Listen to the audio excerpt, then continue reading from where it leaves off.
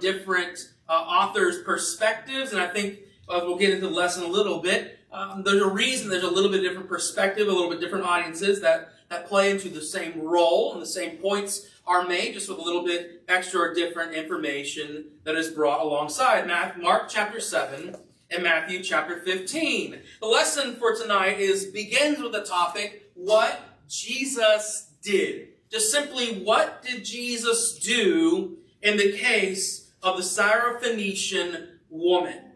I say this, and we'll read the text in just a second, is because many people read this account and kind of scratch their heads. So let's read it real quick, and I'll explain a little further what this is saying and what is going on. It says, and from there he arose and went to the region of Tyre and Sidon, and he entered a house and did not want anyone to know, yet he could not be hidden. But immediately a woman whose little daughter had an unclean spirit heard of him and came and fell down at his feet. Now the woman was a Gentile, a Syrophoenician by birth. If you go to Matthew's account, it says she's a Canaanite woman, same region, same idea. And she begged him to cast the demon out of her daughter. And he said to her, let the children be fed first, for it is not right to take the children's bread and throw it to the dogs.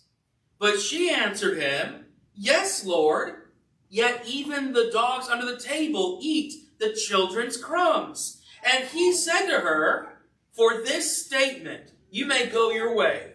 The demon has left your daughter. And she went home and found the child lying in bed and the demon gone. Now, when a lot of people read this section of text, especially maybe with a lens of wanting to see faults and flaws in Jesus, there's definitely a scratching of the head of going, whoa, what is Jesus doing here? Is he really being cruel and evil, calling this woman a dog? How could he be even willing to deny this woman a simple healing of her daughter? I mean, this does not sound like the Jesus that we know and see throughout text. And a couple months ago, at least, for a good solid 3 or 4 days, and maybe this is just me because of how my Facebook Reels and YouTube Shorts are kind of maybe akin to the algorithm, but I was seeing this account, and actually about 3 or 4 different apologetists looking and addressing this topic, because in the, I'll call it the social justice Christian realm, a lot of churches that like to preach and focus heavily on social justice, and I'll maybe say that their buildings are adorned with a 6-colored rainbow. I'll put it in that form and fashion. They have their speakers, their preachers, their evangelists up there saying from this section of text and arguing, Jesus sinned. And Jesus was in the wrong. Now, I'll definitely tell you that when I heard that the very first time, it made me take a step back and go, what? You proclaim to be a preacher of Christianity, and yet you're proclaiming that perfect Christ still sinned and still did wrong here. That 2 and 2 did not make sense to me in that. And I think what we need to understand, the reason I wanted to bring this up is we've had kind of a sub-theme throughout this year of evangelism and learning to work and to defend our faith. And this is something that I've had experience, and maybe you will one day, with somebody who's trying to get to know Jesus and gets into this text and goes, whoa, what is happening here? And I want to say that with this, what Jesus did was not wrong. And I think we have to understand and come to the text and help them process through what is going on here, that what Jesus did was not wrong. It's hard. Granted, it's hard. Granted, it's a little concerning on maybe the very surface level, but when you break it down and actually look and see what is going on here, there's a lot more to be said.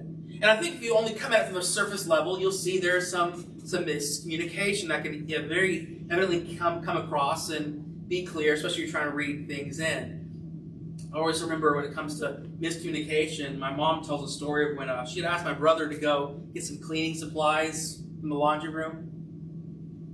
He didn't come back for a while. She finally goes to look for him, and he hops out around the corner and went, surprise! He misunderstood what she was saying, and I think that's what happens here. He only heard, was partially listening, was not fully grasping what was to be said. They're only wanting to hear part of the conversation, coming into it, I think, with a lens of accusation and a lens against Jesus. But when in all reality, when the whole story is known, we really look deeper at it, we actually see there's a loving story that is happening here.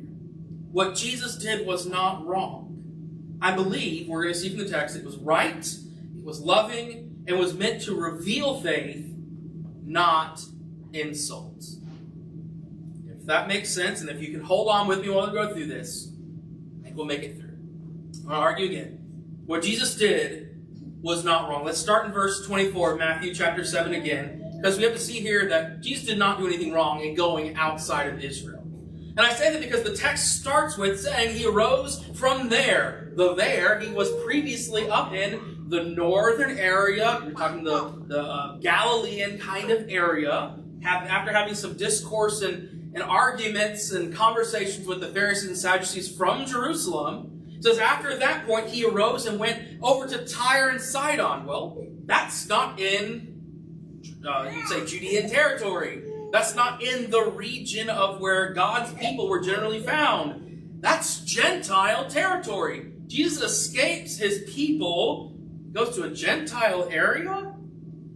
Now, I said that there's important reason that each account, Matthew and Mark's, bring this up.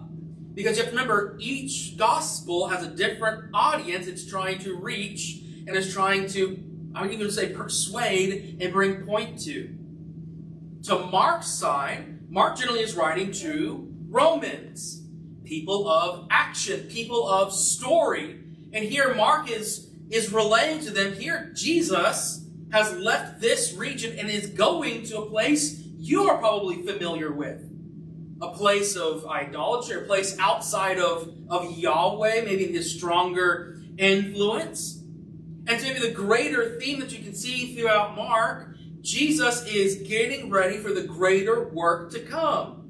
A lot of Mark has a pushing of not exalting, but definitely noting there are Romans, there are Gentiles, those outside of the promised people who are receiving Jesus' blessings and help. And here's another moment of that. A look to say, he still came for me. Even in his time, he still came for me. I got to be could have been a little doggy getting some food from the table, if we're going to go with the metaphor Jesus and the woman using themselves. But from Matthew's side, Matthew is writing his gospel to persuade and to help Jews, which makes him noting that Jesus went outside of Jewish area, I think, even more important. Because to that Jewish audience who are going to be questioning things as the apostles are coming and begin to spread the gospel and share it outside of Jerusalem and Judea and getting even into Samaria, it's questionable to them, and all the rest of the world, fulfilling what Jesus said over in Matthew 28, what he wanted them to do.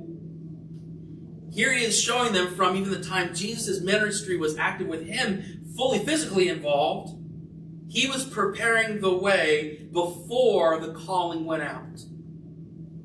And again, it's super important for people, especially those who are being questioning and having issues, come in and see and know that this has always been the plan.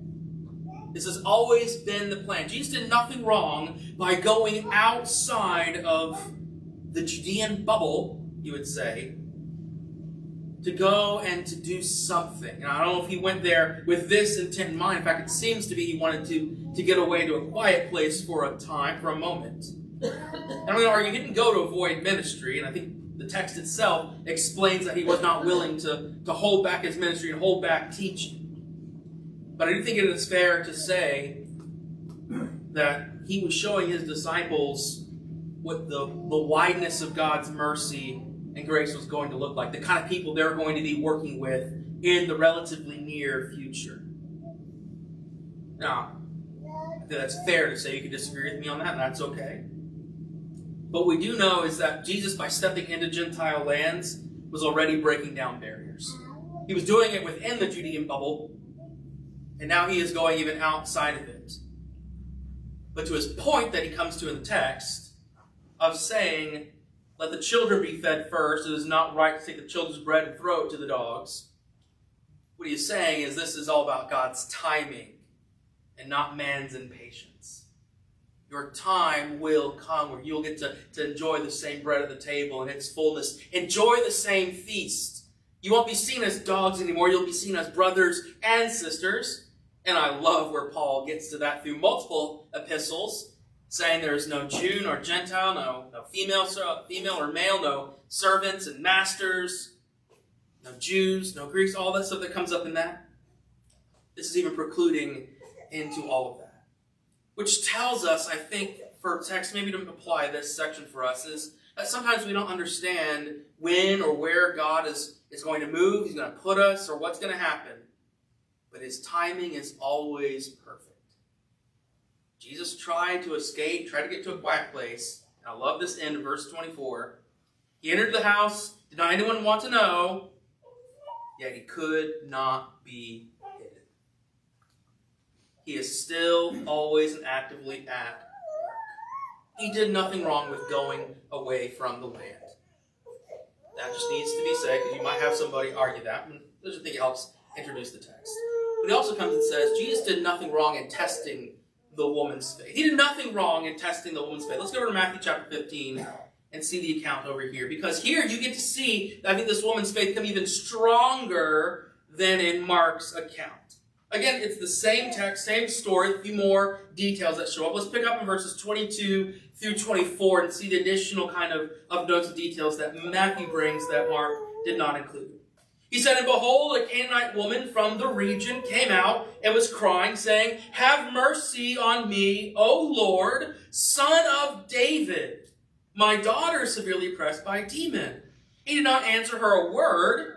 And His disciples came and begged Him, saying, 'Send her away, for she is crying out after us.' And He answered, 'I was sent only to the lost sheep of the house of Israel.'" So you get some more details into the account and into the story that is going on here. And it's important to see where her faith was. She doesn't just come in here and say, "Oh, this is a prophet. Oh, this is just a wise man, a good man, a man who's been given gifts of such." How does she address Him? "O Lord, Son of David." So she right there alone is noting and exalting who He is, testifying to His authority, testifying to His nature, testifying to the fulfillments of prophecy. "You are Lord, You are King, You are my Savior, You are my guide." And then she goes back and acknowledges, "You are the Son of David. You are the one we've been looking forward to." And she's not a Jew. She's a Canaanite, an enemy of the people throughout history. But you see her heart, you see her faith. And I think it's even more exalted and brought up in the fact that she doesn't let His statement of, "I was only sent to the house of Israel," to deter her. At the point where the disciples are saying, "Jesus, answer her. Get her gone. Send her away." Because she is a struggle, she's a burden on what we are trying to do. The vacation, you can maybe say, we're trying to take. He is testing her faith. Especially in the fact that He stays silent.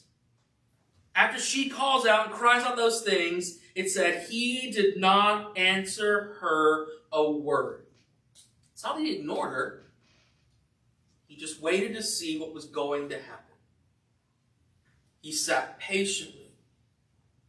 And then it was only after His disciples came to intervene does He say, "I was sent only to the lost sheep of Israel."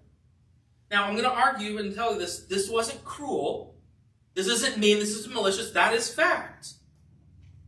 He came to fulfill the promises that were given to Abraham, the patriarch of this people. To fulfill those promises. It's to uphold the covenant that God had made with those people. The beautiful part about Jesus is what the greater covenant that comes after His time on the cross. After this old covenant is put away. What He is doing is drawing her in even deeper. He is asking her to really show her faith. To cry out after He says, "No, I'm not going to do this," she still cries. He says, "Is it not right to take the children's bread and throw it to dogs?" And she says, "Yes, Lord. Even the dogs eat the crumbs that fall from their master's table." She is acknowledging her place in the greater scheme of things. She's not worthy. She's not a part of the promise. But she is just begging, "Is there anything You could possibly give?" Maybe she has heard through stories of a Roman centurion's servant being healed. Maybe she has heard of people from the Decapolis, a relatively heavily Greek-influenced area. Maybe some of them getting healing. Maybe there is just something he could do or be willing to do, even though he's outside of his home. She's not going to let this go. And he rewards her for that deep faith, for I'd say, passing the test that she has. And for us to remember that silence from God does not mean rejection. And that's a hard lesson to learn. Sometimes silence from God means I'm preparing you for something greater. I'm getting you ready for something more. Maybe even as I'm trying to help you avoid a bad situation. I'm trying to help keep you from really falling into a place of hurt, a place of despair, a place of sorrow, a place where you're going to be in a place, where you don't want to be, I would say. Sometimes he does delay. 400 years of slavery. 400 years plus between Malachi and Matthew. And all those years of painful, sinful kings and painful, sinful people. Elijah got to the point where he felt he was all alone in his ministry as a servant for God up in Israel. God always uses those moments, not to deny, but to deepen faith. To really make known who his people are. And simply to remind them, I have not forgotten you. So when God does seem silent, do I stop praying? Do I stop connecting? Do I withdraw from him? Or do I maybe follow in the footsteps of this woman and further persist into God, falling deeper and deeper into relationship with him? Asking God constantly, well, can I get an answer? Can I get guidance? Can I get help? And yet keep my ears open. It doesn't seem that this woman was sitting there just crying over and over again, Lord save, Lord save, Lord save. She gave him opportunities to answer, opportunities to respond. And she still comes with that heartfelt faith to say, please, please, is there just one little thing that you can do for me? I'll argue Jesus did not do any wrong in the testing of this woman's faith. I'll also say, Jesus did not do any wrong in speaking the truth. Jesus spoke great truth to her, a truth that is reflected in both sets of text over in verse 27 of Matthew chapter 7. He says to her, let the children be fed first. It is not right to take the children's bread and throw it to the dogs. It says the exact same thing over in Matthew chapter 15 and verse 26. That's a hard statement. That's where a lot of people get there. I'd say they're well, put it this way, I guess they're panties in a knot. They themselves all upset, all twisted up, and get frustrated at this. Because how could Jesus say these things? Isn't that just Jesus falling into the culture, to the mindset of the people? Because there's constant references in the Gospels, throughout history, of the Samaritans being called dogs. Oh, that's the kind of the treatment and rejection that there's. Because, well, most of the time, dogs were not kept as pets. The Judean area was wild and rife with dogs and wild dogs. And they were seen as unclean, as scavengers, because they ate of carrion. They ate of garbage. They themselves were unclean animals. Couldn't eat them. Weren't supposed to mess with them. How could he equate her to these things? But when you actually get into the text and see the words that he used, he does not use the word wild dog. He uses the kind of diminutive form, the calmer form, the littler form. What he says is little dog. We would put our translation in modern English to puppy. It's a house pet. There were houses and homes that had little small trained dogs. That's actually why I put the picture up in the initial slide I did. It's a little dog looking and kind of begging. These dogs, these little kind of dogs, would have been in people's homes. Maybe not necessarily a Jewish home, but in homes of Gentiles and those all around. It's not a ravenous, unclean creature. They are simply just waiting for their turn to get whatever they could get, is the idea that is being put forward. And in it, he is speaking truth. That God's promises were given first over to Israel. In fact, Paul has to make this same argument over in Romans chapter 1 and verse 16.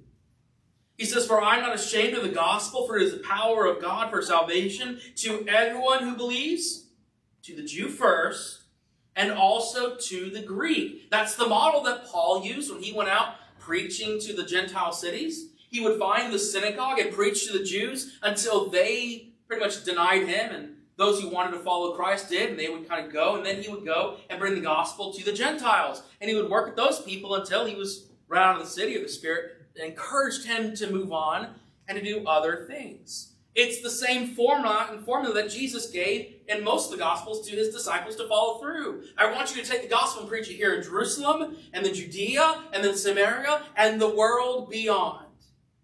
This was always the plan. He just needed to remind this woman at the moment that time has not yet fully come for you, and for your people, and for your place. But that doesn't mean that a morsel off the table for the people can't fall to you. It's fallen as well. He's not insulting her. He is speaking spiritual reality and is giving her this opportunity, a great opportunity, to respond in faith. It's the same opportunity he gave to the Samaritan woman at the well.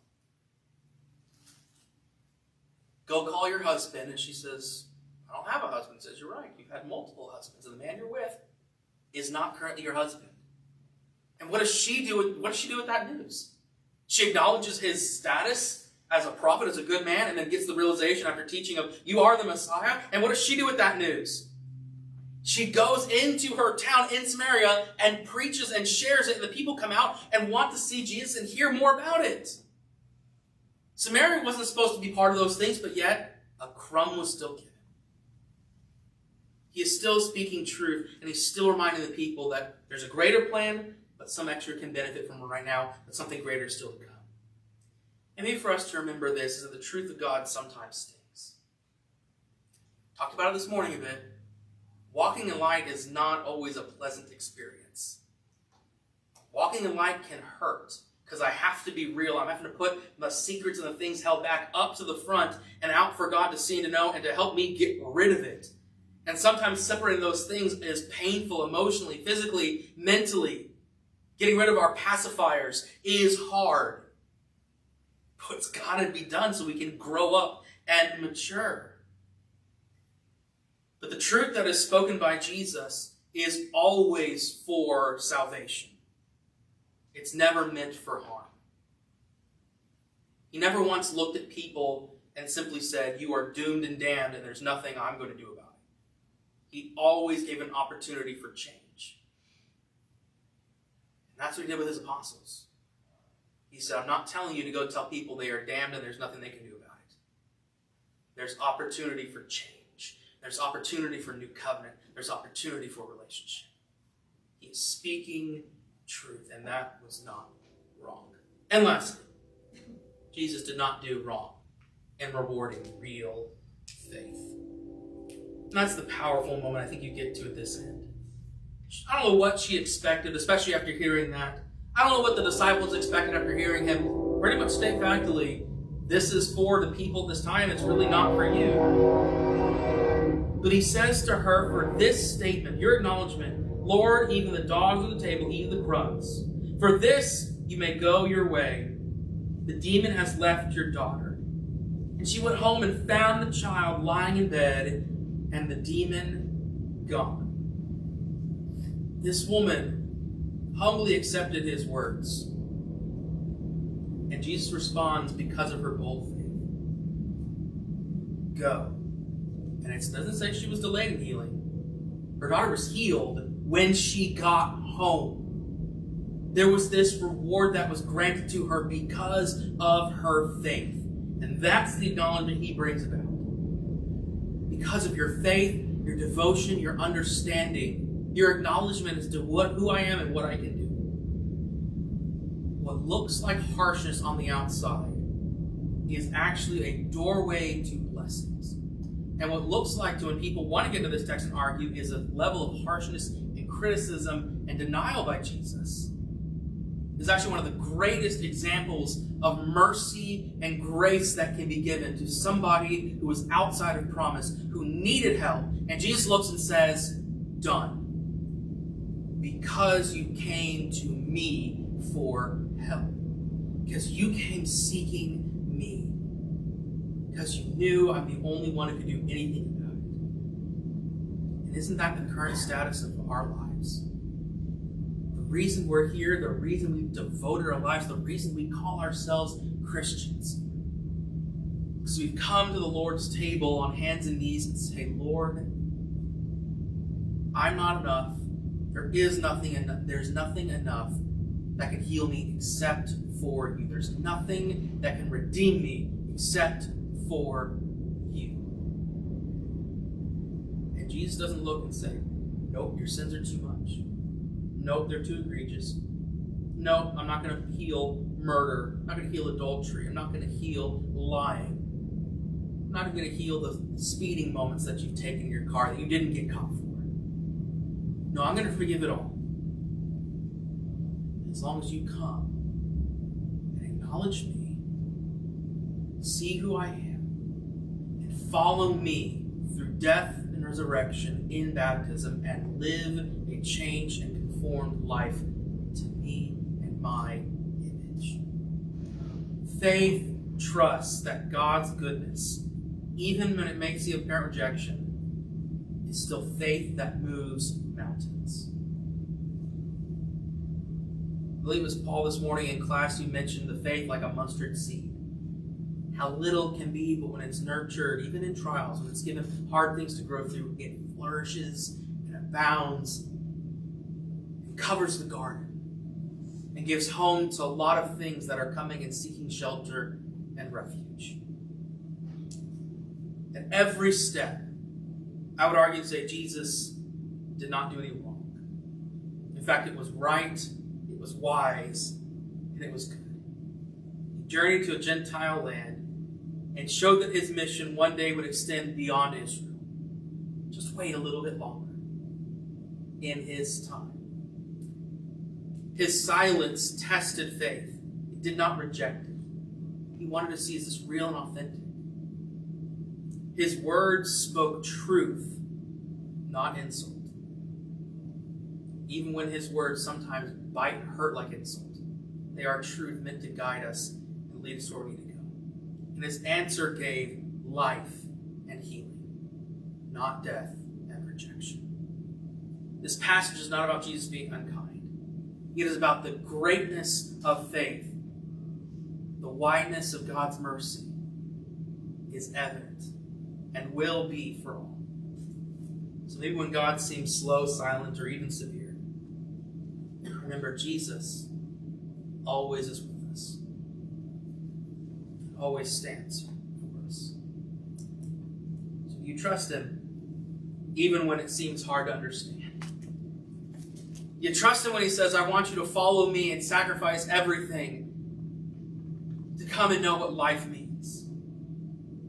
Will you keep crying out like the woman did until he gives an answer, even if that answer is no? And will you say thank you either way? And when Jesus' apparent harshness was really love in disguise, and his mercy is for all who truly humbly come in faith, who come willing to accept that I need you, the risen Savior. And if there's anybody tonight who needs or wants to accept the Savior, who says, I need him so desperately, I've not been living the life, I'm coming like that woman, but instead of crumbs, he offers you the full meal. He offers you the bread of life. Come on down. Let's answer the calls we stand and as we sing.